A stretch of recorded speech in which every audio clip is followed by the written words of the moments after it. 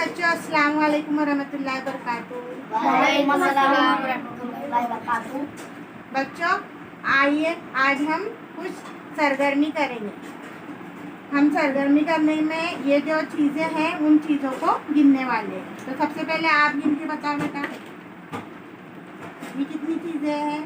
1 2 3 4 5 6 7 8 9 10 11 कितनी है ये?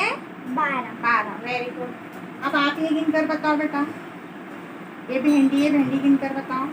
1 2 3 4 5 6 7 8 9 10 10 है ना, ये भिंडी 10 है।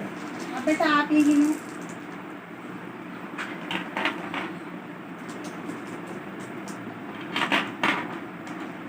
1 2 3 4 5 6 7 8 9 10 11 12 13 14 वेरी गुड। कितने हैं? 15। देखो बेटा, आप लोगों ने चीज़ें गिन कर बताए मुझे, है ना।